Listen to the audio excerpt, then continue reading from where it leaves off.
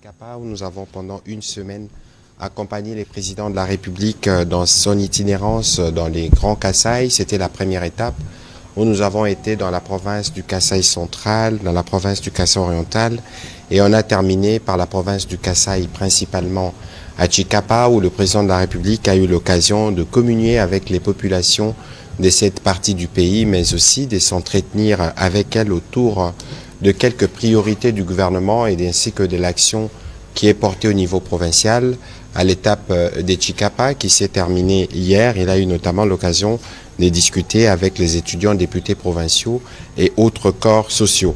Mais ce soir, nous revenons pour le dernier de l'année avec le ministre Julien Paluku, qui est un habitué de cet exercice de redevabilité, mais pour parler ce soir d'une problématique qui a sémé la panique, en tout cas au niveau de producteurs congolais de café et du cacao. Il s'agit d'un nouveau règlement de l'Union européenne qui blacklist, si je peux me permettre le terme, le produit comme les cafés, les cacao considérés comme produits contribuant à la déforestation.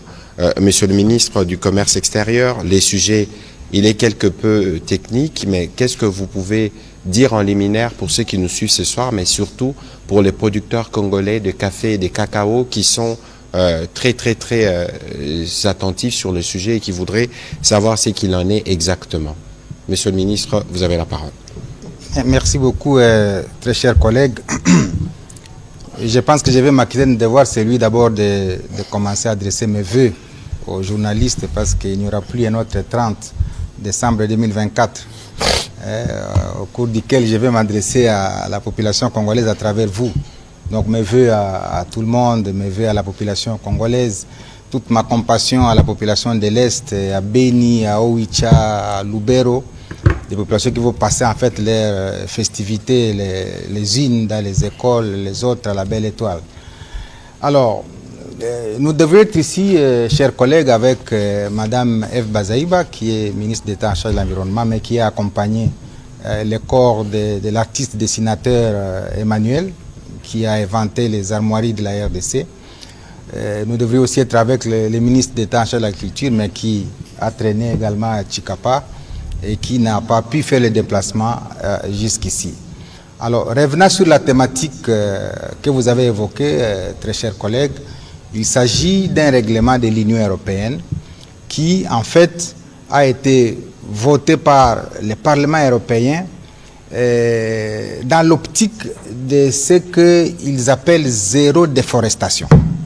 C'est-à-dire, l'idée globale de l'Union européenne, c'est de dire qu'il ne faudrait pas que des produits entrent sur les territoires européens alors qu'ils résultent de la déforestation. Étant donné que le monde entier aujourd'hui est dans la protection de l'environnement. Vous savez que la RDC est le champion avec le président de la République qui appelle la RDC pays solution. La philosophie de l'Union européenne cadre donc avec ce que nous faisons ici. Et pour ce faire, l'Union européenne met en place des auditeurs.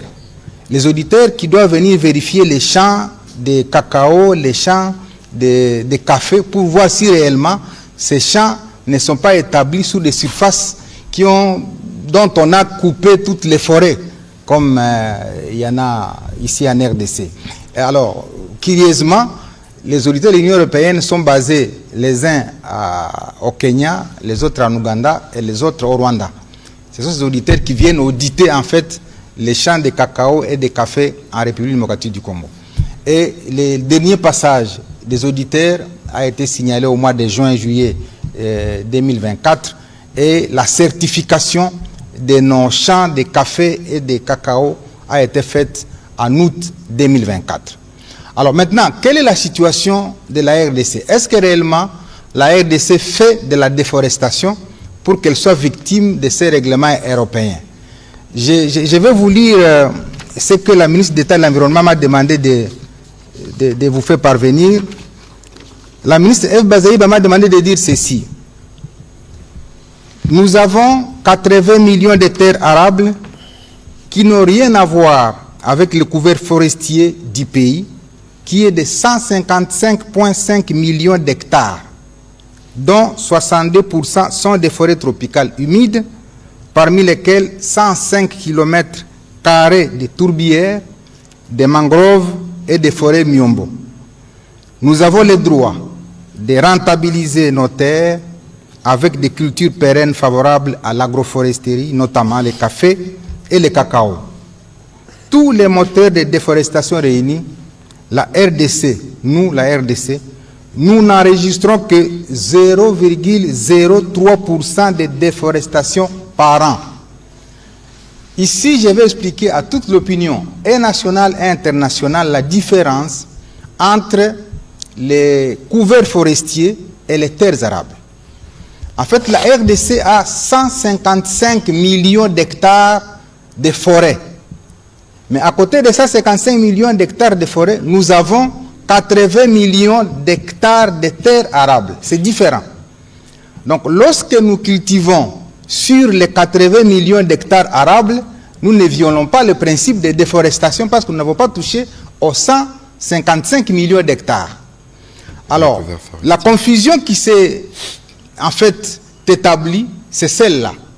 Ne pas savoir différencier quand est-ce que la RDC a touché aux forêts et quand est-ce que la RDC touche à ces terres arables. Arable, ça vient du latin, arare ou arabilis, c'est-à-dire labourer ou cultiver. Une terre arable, c'est une terre labourable, c'est une terre cultivable.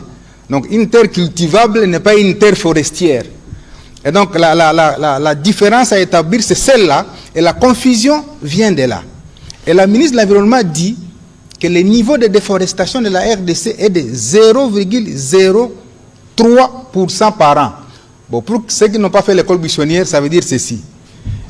La déforestation de 0,03% par an, ça veut dire qu'il faut 100 ans pour qu'on arrive à la déforestation de 3%. C'est-à-dire, si nous sommes 155 millions d'hectares de terres, de forêts, en 100 ans, la déforestation va seulement atteindre 4,5 ou disons 5 hectares. Est-ce que si en 100 ans, nous allons faire la déforestation de 5 hectares, devons-nous dire qu'on est en train de faire la déforestation de nos forêts? La réponse est non.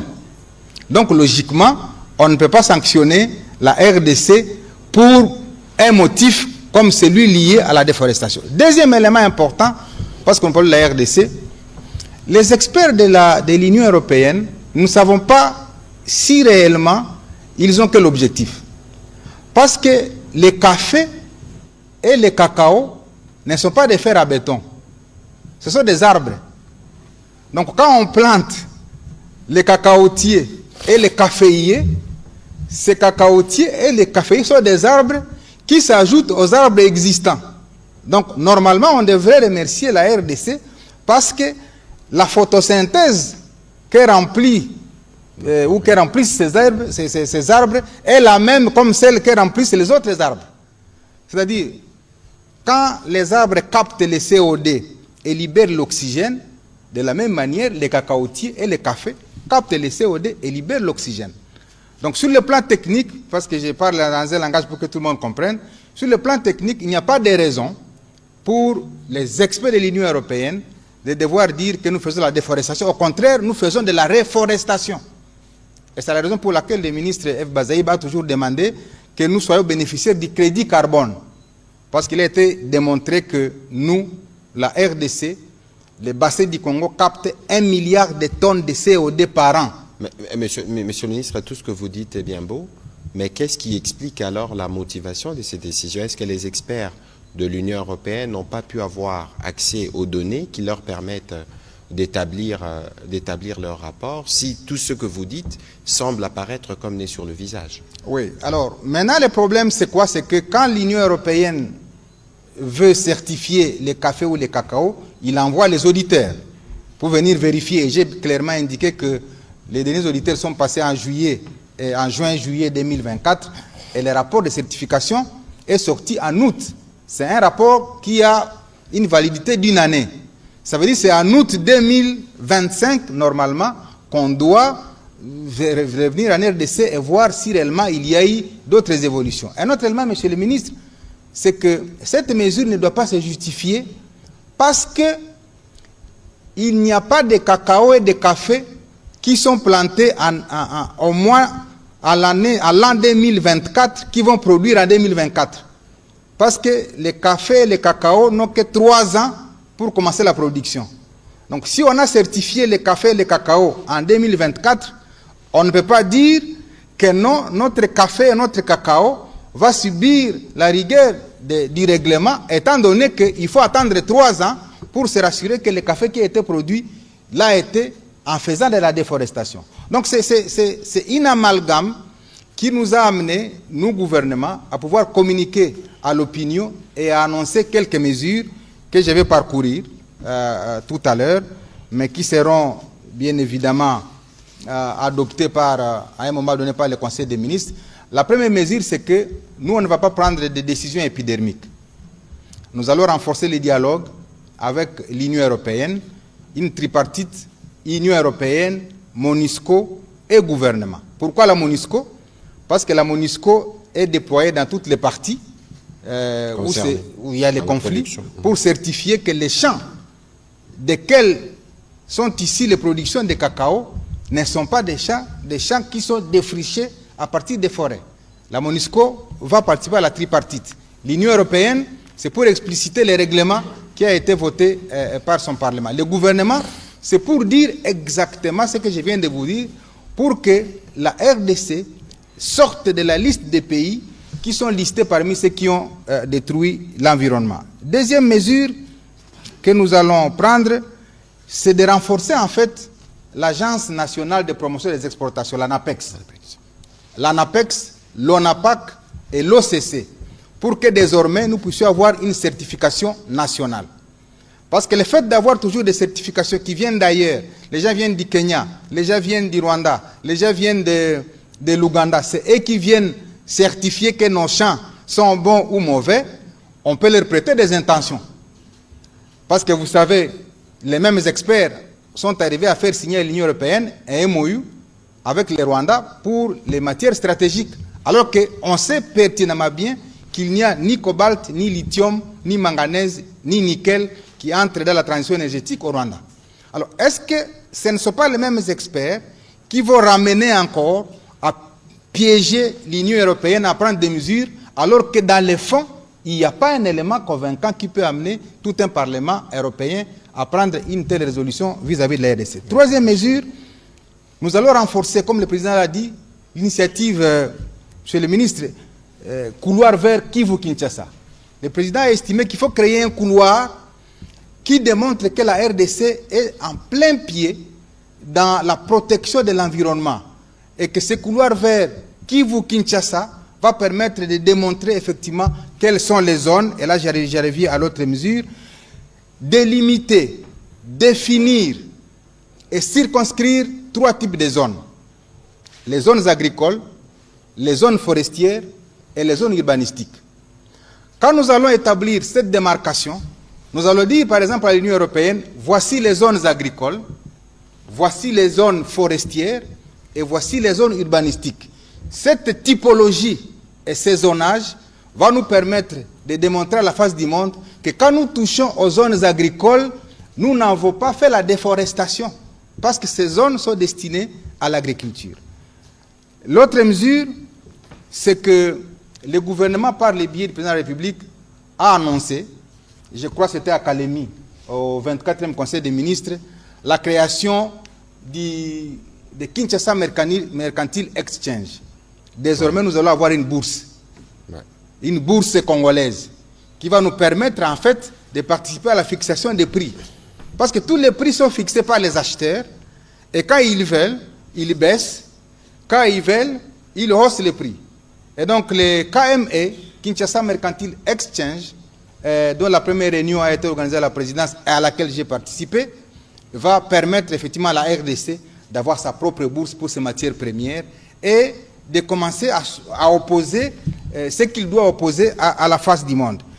L'autre mesure du gouvernement, c'est d'intensifier les zones économiques spéciales à travers la République. Et là, comme on parle de cette question de cacao et de café, à l'est, le gouvernement a installé une zone économique spéciale à Moussienene, c'est au sud de la ville de Butembo, pour effectivement permettre aux opérateurs économiques de commencer la transformation. Parce que notre problème, c'est qu'on nous oppose ce genre de mesures, on nous fait ce genre de chantage parce que nous ne faisons pas de la transformation de nos produits. Et les zones économiques spéciales sont des écosystèmes que le gouvernement a créés. À Moussienene, tous ceux qui doivent transformer le café, le cacao, doivent s'y installer. Et l'avantage d'une zone économique spéciale, c'est quoi? C'est que quand on y est installé, on exporte sans paiement des frais de douane. Et donc c'est pour rendre nos produits compétitifs sur le marché international. Dans la zone ouest, il y a une zone qu'on a créée à Miluna, c'est dans le sud d'Ubangi, à Guaka, j'ai été là-bas. Cette zone, c'est une zone verte qui doit faire la transformation de tous les produits, parce que le cacao n'est pas que produit à l'est. Le cacao est aussi produit à l'Équateur, le cacao est déjà produit dans le Congo central. Donc quand on nous oppose des questions comme l'insécurité, vous dites non, il y a l'insécurité, c'est pourquoi on doit blacklister le cacao, mais qu'en est-il du cacao qui sera produit à Tchela et celui qui sera produit au sud du Bangui? Alors, dans la partie ouest, il y a également la zone économique spéciale de Kinmalebo. À côté de Maluku, il a été monté une autre zone économique spéciale, Kinmalebo, qui est développée par la société Arise. C'est là aussi, les opérateurs économiques, en fait, doivent comprendre que ce n'est pas l'État qui va amener les industries.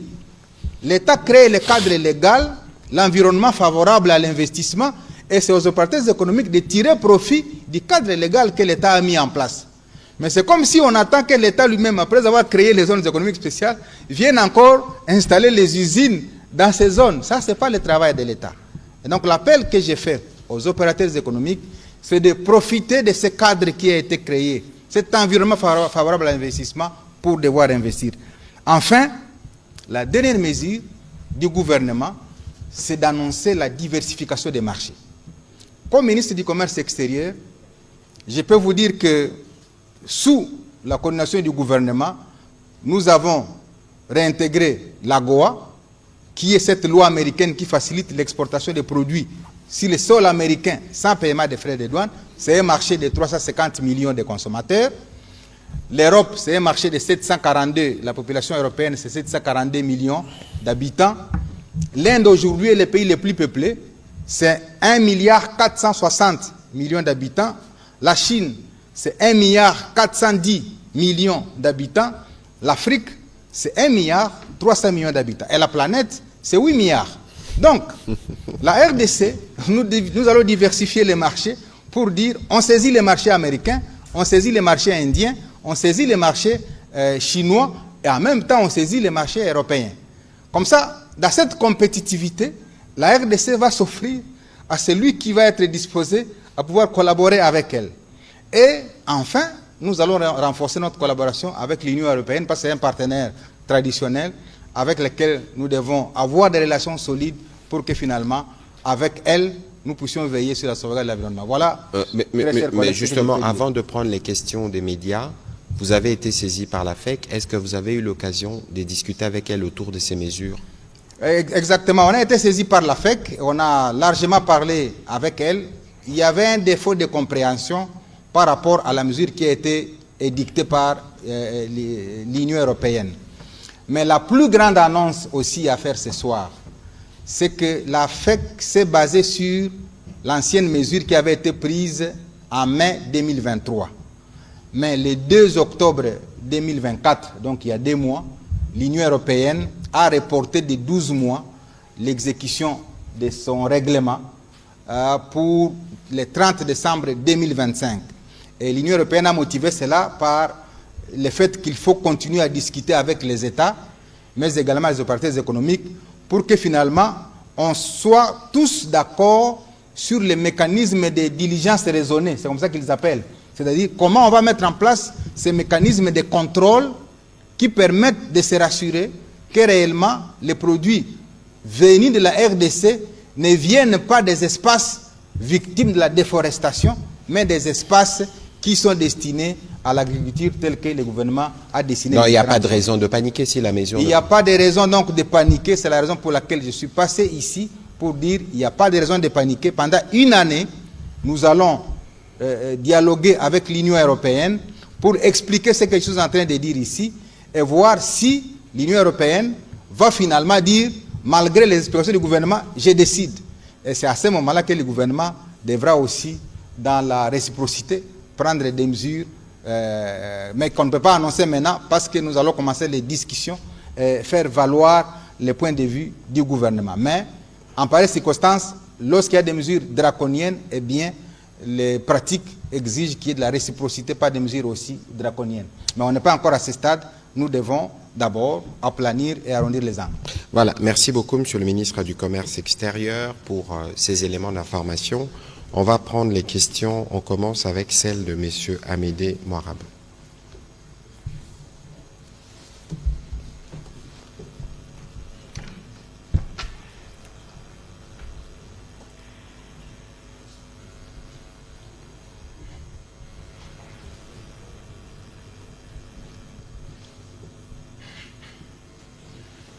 Merci, Excellence, de la parole. Amédée Moirab pour Finances et Entreprises. Plusieurs questions dans ma tête.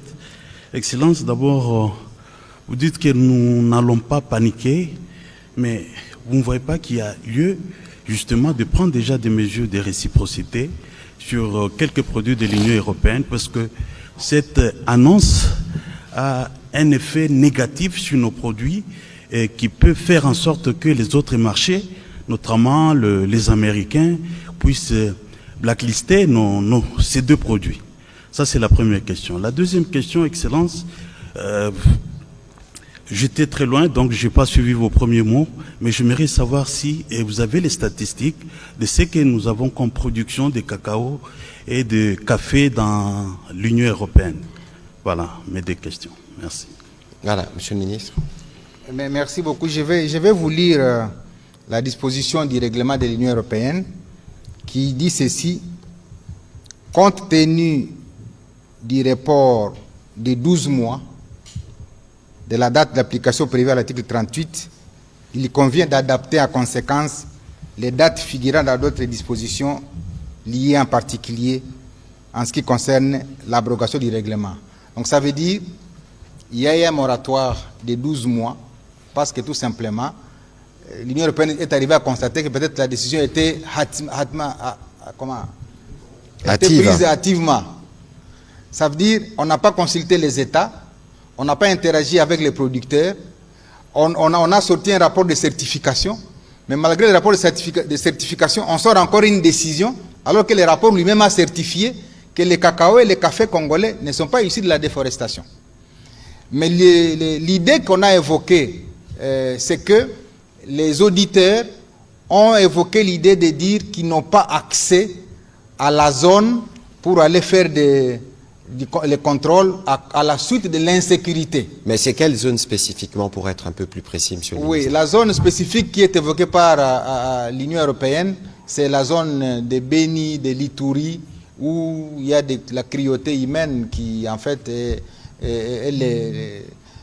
l'effet de cette agression rwandaise dont est victime la RDC.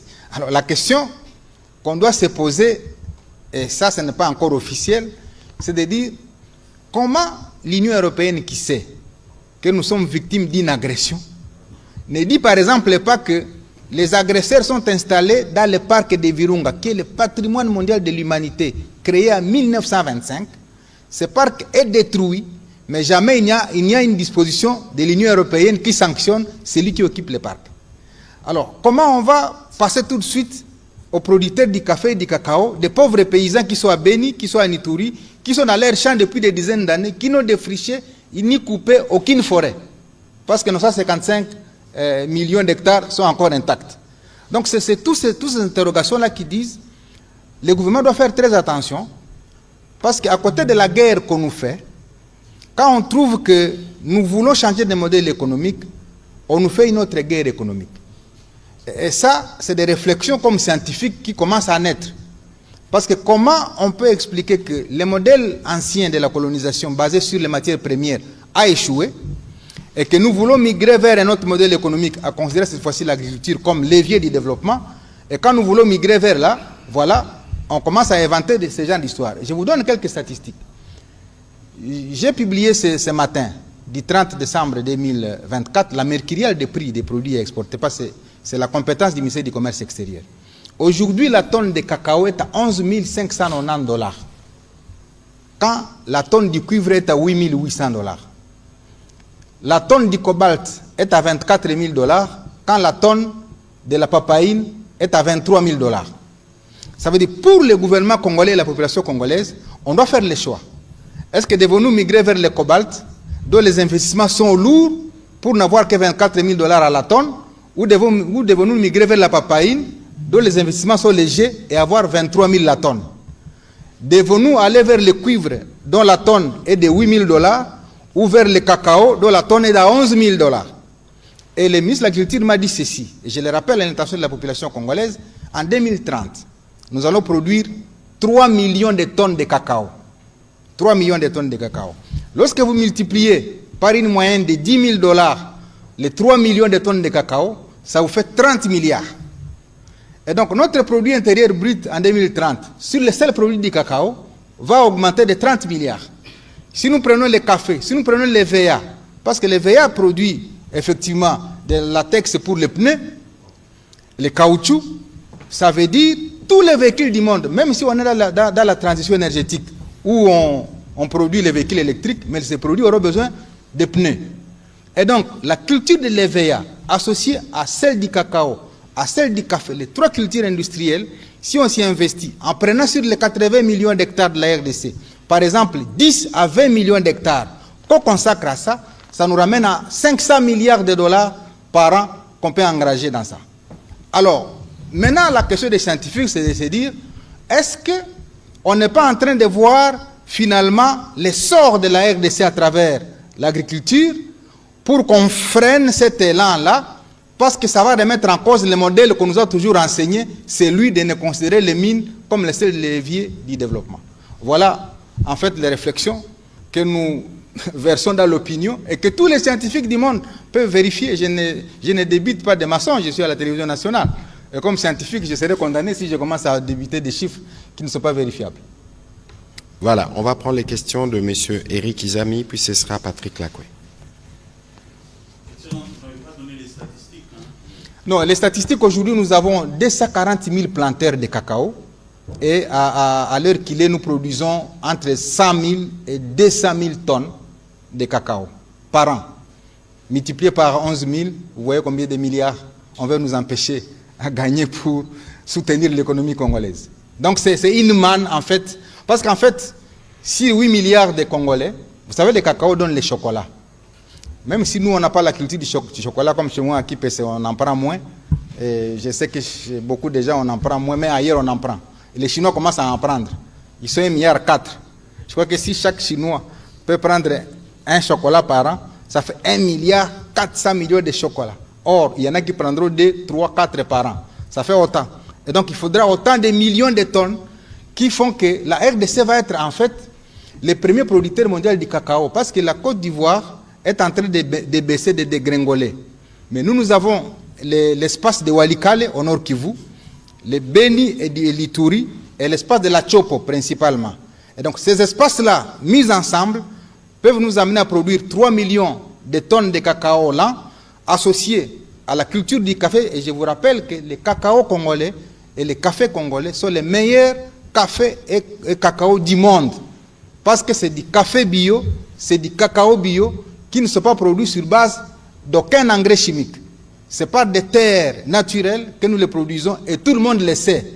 Maintenant, est-ce qu'on n'est pas en train d'assister à une politique voilée de vouloir nous empêcher d'atteindre ces objectifs-là, de faire la RDC la locomotive du développement de la RDC? Et là, on va discuter avec l'Union européenne pour dire, accompagnez-nous plutôt à réaliser les rêves des Congolais, de voir les paniers de la ménagère finalement changer pour chacun de nous. Merci. Voilà, M. Eric Izami. Merci de la parole, Excellence, Monsieur le Ministre. Vous avez commencé par le vœu, nous faisons aussi la réciprocité, nous vous présentons aussi nos vœux.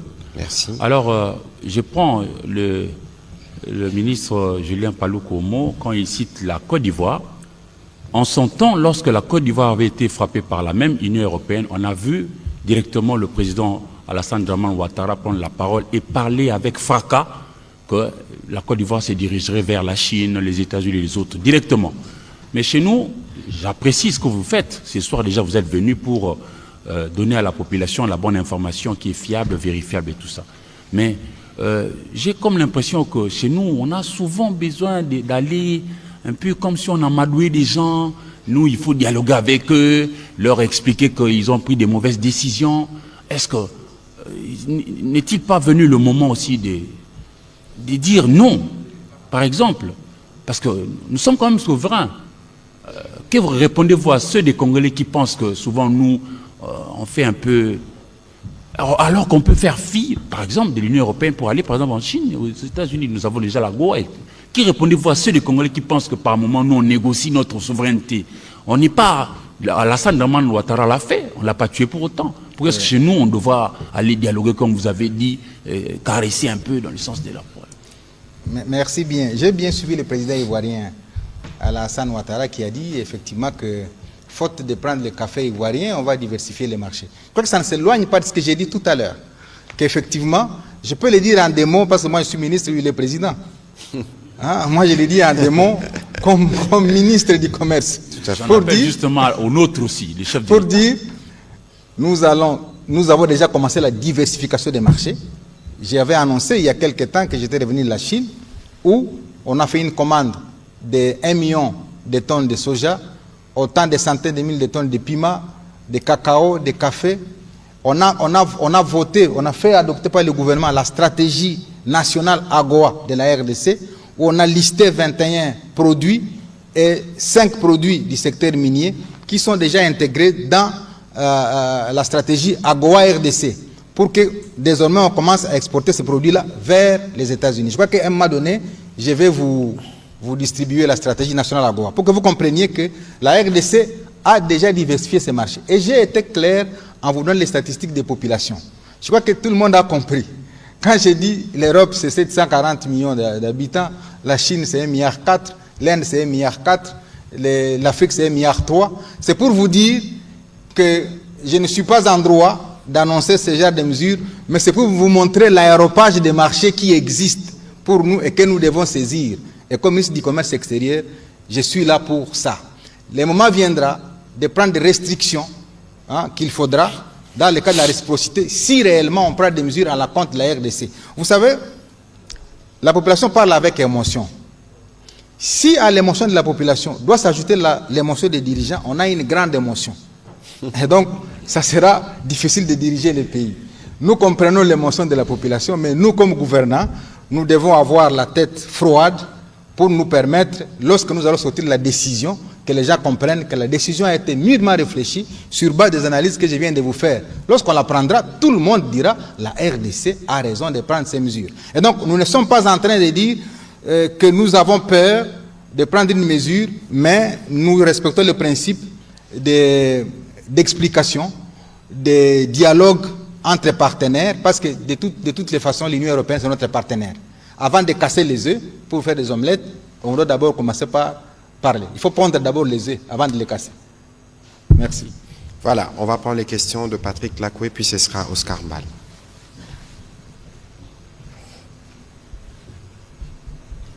Merci, Excellence, pour la parole. Monsieur le ministre du Commerce extérieur, ma première question est sur la cartographie du café cacao congolais. Puisque la sanction arrive, mais on ne sait pas présenter clairement cette cartographie. Le café cacao congolais est produit dans quelle zone? Oui. La deuxième question est sur la politique de transformation et même la politique de consommation locale.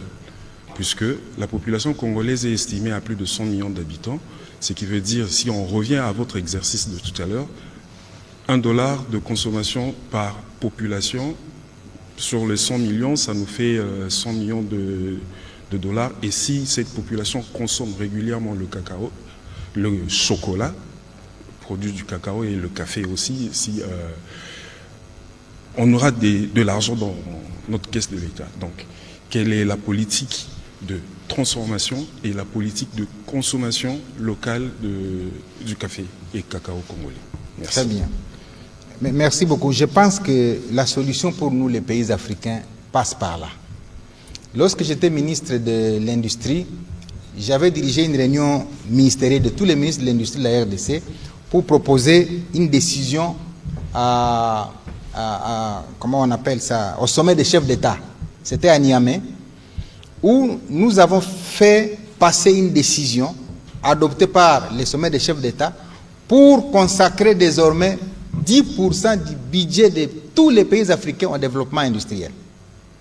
Pourquoi? Parce qu'on a constaté que nous ne sommes que dans les modèles anciens d'extraction des matières premières pour alimenter l'industrie européenne. Est-ce que savez-vous que tout ce qu'on nous fait comme guerre ici, c'est parce que peut-être la population ne connaît pas la réalité de la pollution. La pollution sur toute la planète Terre, elle se présente comme suit.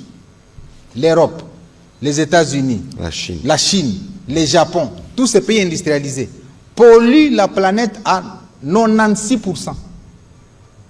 Et l'Afrique pollue la planète à 4%. Toute l'Afrique, 54 pays.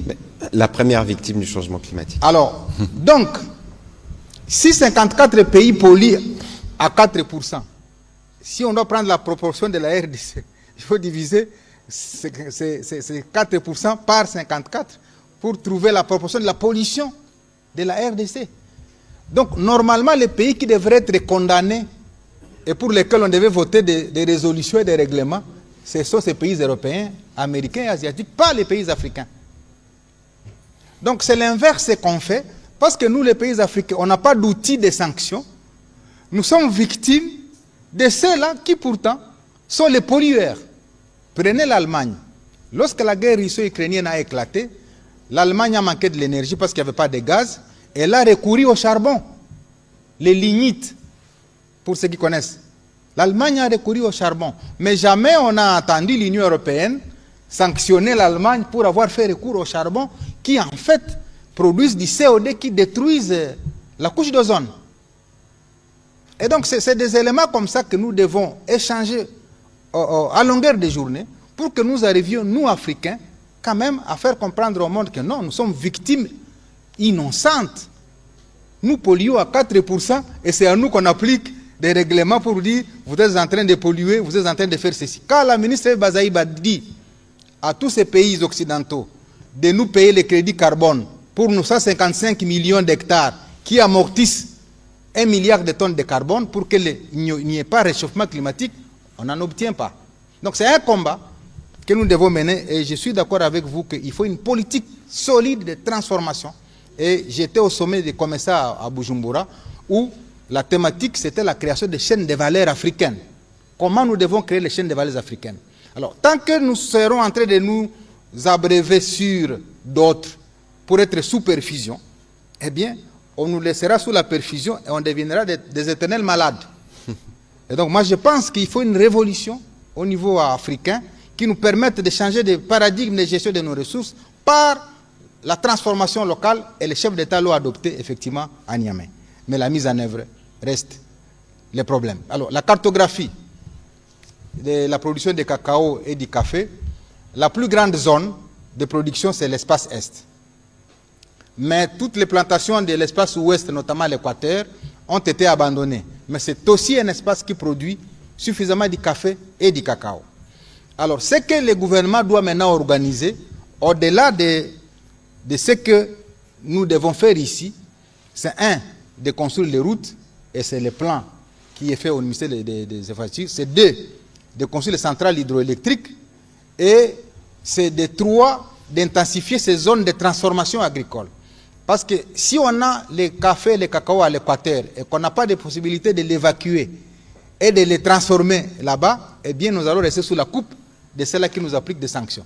Donc il y a quand même un travail important à faire au niveau du gouvernement, et ce qu'on est en train de faire, pour rendre notre cacao compétitif sur le marché international. Nous devons améliorer certaines conditions au niveau interne. Les routes, l'électricité, les zones économiques spéciales, qui sont des outils de viabilisation de notre production au niveau international. Donc la question que vous posez à son pesant d'or, et le gouvernement y travaille à travers ses différents ministères. Voilà, on va prendre les questions plutôt de Jacques Moudouba.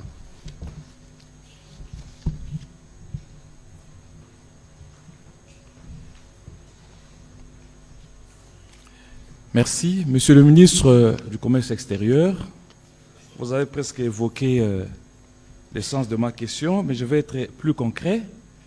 L'Union européenne prend sa décision au moment où la RDC est agressée. Nous sommes pendant la guerre. Et si on doit se rendre compte que l'Union européenne, dans d'autres secteurs ou dans d'autres domaines, intervient d'une manière ou d'une autre contre la RDC, sur le plan militaire par exemple, avec ses aides aux pays qui nous agressent. Et aujourd'hui, l'Union européenne vient avec une série de mesures par rapport à la RDC. De manière claire, est-ce qu'on ne peut pas dire aujourd'hui que c'est un front environnemental qui est ouvert par rapport économico-environnemental par rapport à la guerre qui sévit dans notre pays? Est-ce que l'Union européenne n'est pas en train d'appuyer un autre front par rapport à l'existant? Deuxième question, Monsieur le ministre, vous avez annoncé beaucoup de mesures prises par le gouvernement pour faire face à cette situation. Vous ne pensez pas que ces mesures arrivent après que l'Union européenne ait vociféré? C'est-à-dire, c'est des mesures qui arrivent en retard. Pourquoi cela? Par exemple, est-ce qu'il fallait attendre que l'Union européenne intervienne pour que vous puissiez annoncer le travail de faire la typologie des forêts de zonage, par exemple, dans notre pays? Où étiez-vous avant? Pourquoi l'Union européenne doit vous donner, je ne sais pas moi, de béquilles pour faire le travail qui est vôtre? Merci. Merci bien, M. Jacques. Ma réflexion de tout le temps a toujours été celle-ci. Le monde où l'environnement international est un environnement d'intérêt. Et tous les pays du monde suivent le comportement des États. Si vous vous montrez faible, les pays vous accompagnent dans la faiblesse. Si vous vous montrez fort, les autres pays vous accompagnent dans votre capacité de démontrer que vous êtes fort. Alors, c'est à chaque pays de choisir s'il veut qu'on l'accompagne dans la faiblesse ou s'il veut qu'on l'accompagne dans ses forces. Et je pense que ce qu'on est en train de faire, c'est de vouloir démontrer que nous voulons que nous soyons accompagnés dans les capacités qui vont permettre à notre économie de devenir forte. Alors, quand vous dites, est-ce que c'est aujourd'hui que nous annonçons ces mesures, c'est aujourd'hui que l'Union européenne nous pousse? Non. Je suis passé ici nous sommes le 30 décembre 2024, mais quand j'ai dit que le président de la République a annoncé la création du Kinshasa Mercantile Exchange, ce n'est pas à la suite de la décision de l'Union européenne. Lorsque la ministre d'État de l'Environnement, celui de l'Agriculture, sont dans les cadastres agricoles, c'est une décision qui avait été déjà votée par le gouvernement. C'est-à-dire, au-delà du cadastre minier, le gouvernement a déjà mis en place les cadastres agricoles. C'est-à-dire quoi? C'est les zonages des zones qui sont destinées à l'agriculture. Parce qu'on dit, nous avons 80 millions d'hectares de terres arables. Mais où sont ces 80 millions? C'est le cadastre agricole qui va dire, dans la province du Congo central, sur les 80 millions d'hectares de terres arables, il y a ceci. Dans la province du Nord-Ubangi, il y a ceci.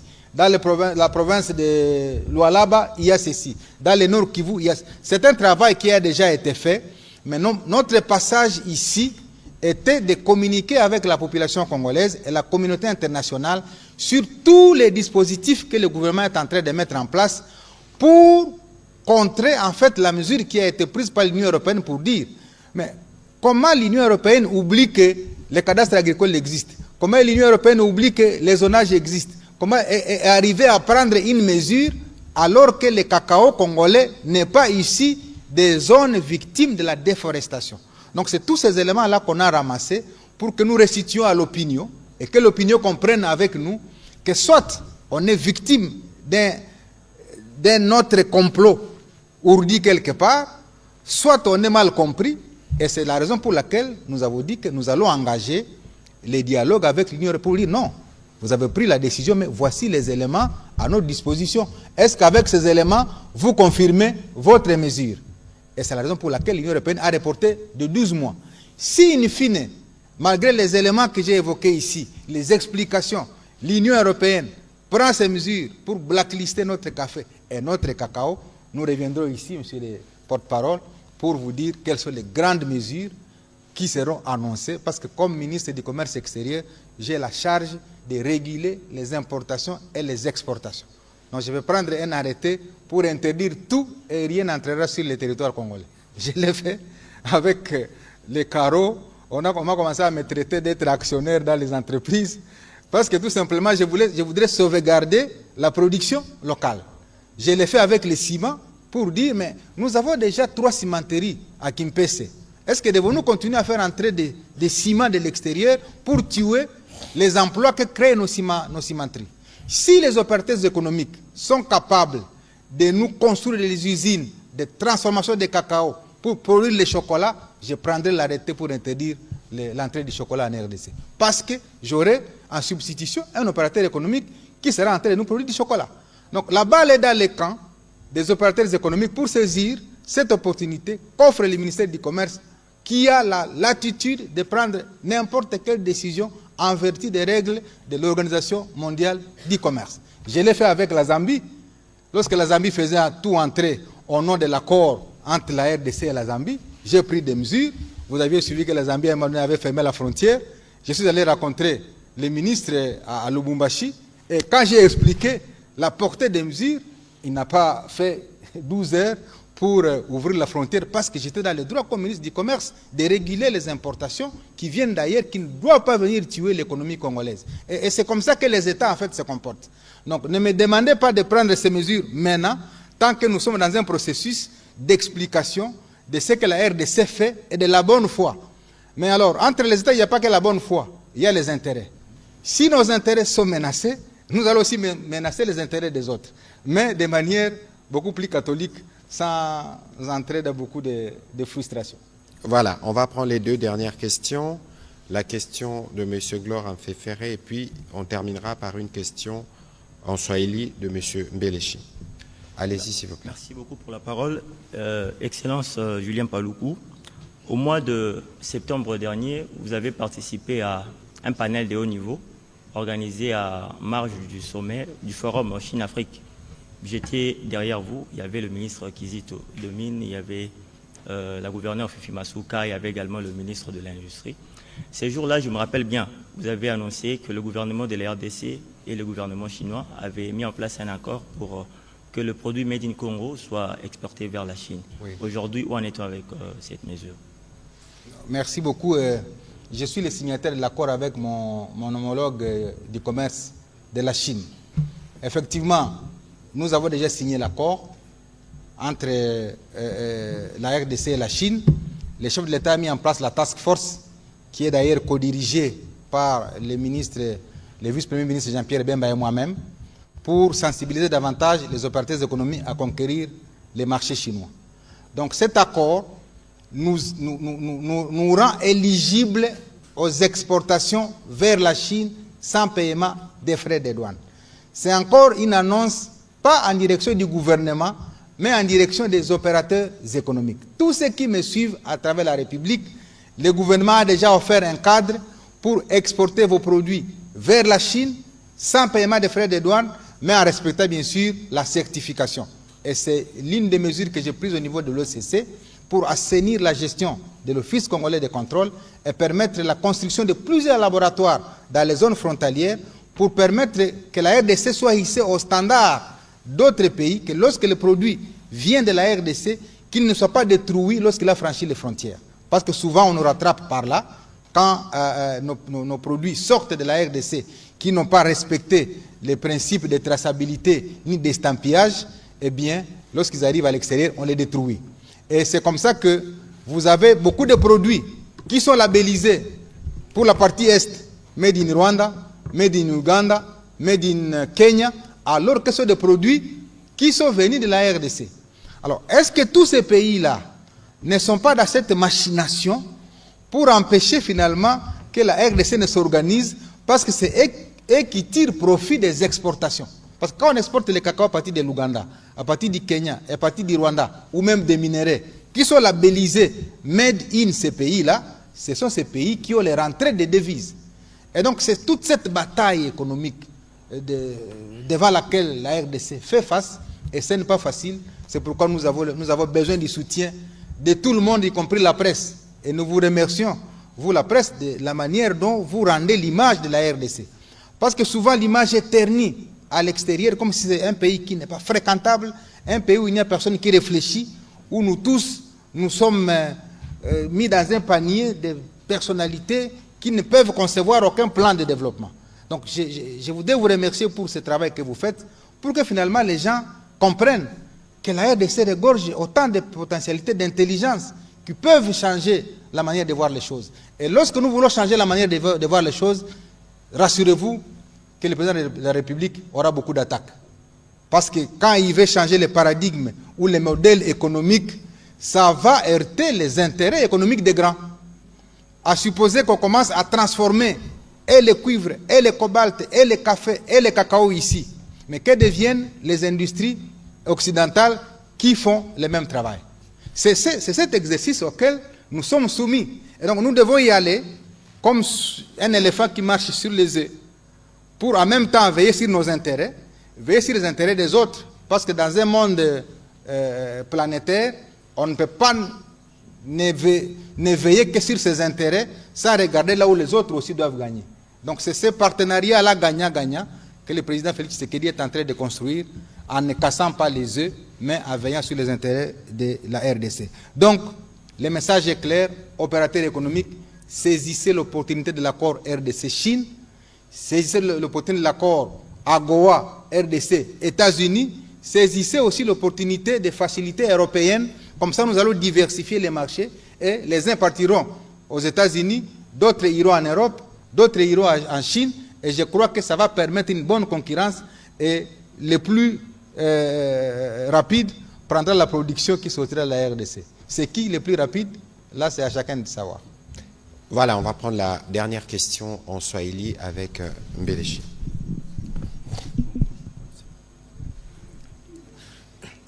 Asante. Swali langu kwa Waziri Julien Paluku. Umoja wa Ulaya umechukua hatua ya kupiga marufuku kawa na kakao za DRC. Nakumbuka mwaka 2022 tuliwahi kufanya safari jimboni Kivu Kaskazini. Tulishuhudia vipi shughuli za kutengeneza kawa na kakao zinatoa pesa kwa raia haswa mashariki, na ukiangalia takwimu ambazo zimetolewa, kawa na kakao zimezalishwa zaidi mashariki mwa Jamhuri ya Kidemokrasia ya Kongo. Unaweza kutupatia leo sababu gani Umoja wa Ulaya umepiga maarufu kawa za mashariki mwa DRC, haswa za DRC, na hatua gani serikali imechukua ili raia wasiathirike zaidi, kwa sababu licha vita lakini watu wanaendelea kulima kawa na kufanya biashara ya kawa? Asante. Asanteni sana, lakini sijui kama nitaeleza Swahili kama wewe. Tajaribu pia kidogo. Kwanza nitatoa salamu zangu za rambirambi kwa wakaji wote wa mashariki ya Kongo ambao wanakumbwa na vita, kwa sababu sasa hizi wamoja kati yao wako ndani ya ukimbizi na hawataweza kupitisha hizi sikukuu za mwisho wa mwaka wakiwa na furaha. Kwa hiyo wapokee salamu zetu za rambirambi, tukiwa pamoja nao kwa mateso ambao wanapitiamo. Kufuatana na swali la kwako, kama tumepatikana hapa kunako mitambo ya televisheni ya taifa, ni kwa sababu Umoja wa Ulaya uliweza kukamata hatua ya kusema tangu Januari 2025 hakuna kahawa ama kakao ambayo itaingia kwenye bara la Ulaya, kwa sababu wazungu wanasema ya kwamba kahawa na hiyo kakao ya kwetu inatoka ndani ya misitu ambayo tumeweza tukakata, na wengine wanasema ni kwa sababu ya ukosefu wa usalama.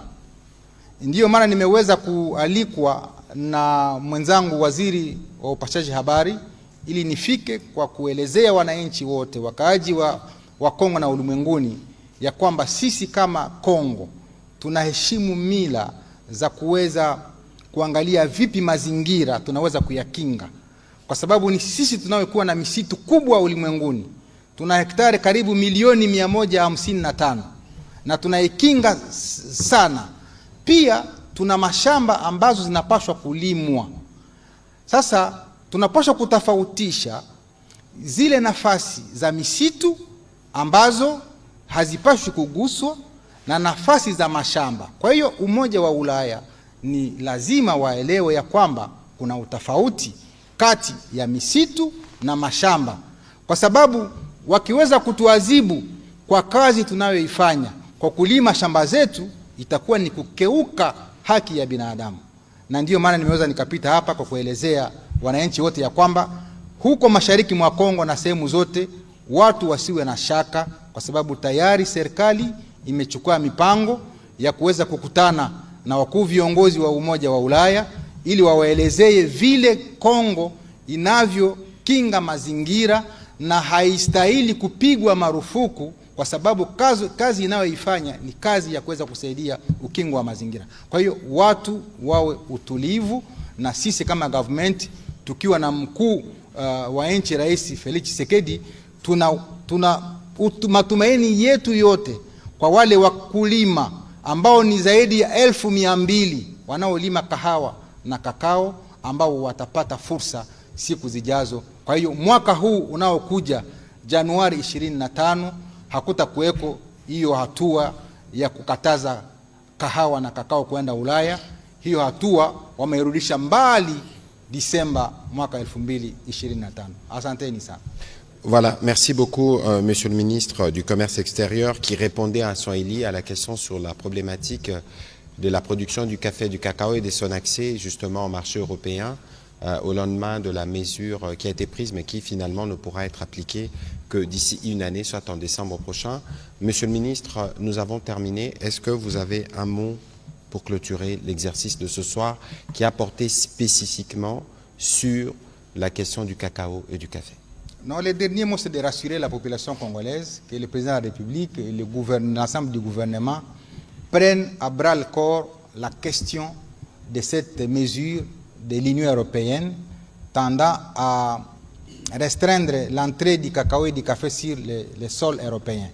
La motivation, elle est fondée lorsque l'Union européenne trouve qu'on ne doit pas accepter des produits qui sont issus de la déforestation. Cette motivation est fondée.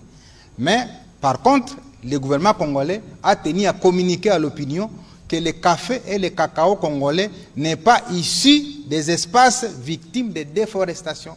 Le café et le cacao congolais est issu des terres arables qui sont au nombre de 80 millions. Et pour cela, l'Union européenne, ayant compris ces quelques explications, a dû repousser l'entrée en vigueur de ce règlement au mois de décembre 2025, période au cours de laquelle nous, gouvernement, Union européenne, MONUSCO et tous les partenaires, nous allons nous mettre autour d'une table pour devoir examiner réellement les avancées auxquelles nous sommes arrivés et qui ne peut pas justifier qu'une telle mesure soit appliquée à la République démocratique du Congo. Voilà, merci à vous, Monsieur le ministre du Commerce extérieur. Merci à vous, chers professionnels des médias. Nous vous remercions pour l'accompagnement pour l'année 2024 qui se termine ce soir, en tout cas pour le briefing. On n'en aura pas demain. Nous pourrons en avoir en début d'année prochaine, mais entre-temps, nous vous souhaitons les meilleurs pour 2024, pour 2025 plutôt, dans vos familles respectives, dans vos rédactions respectives et dans tout ce que vous entreprendrez. Puissent les seigneurs vous combler et vous bénir et que vos anges gardiens vous protègent. Bonne et heureuse année 2025. Merci.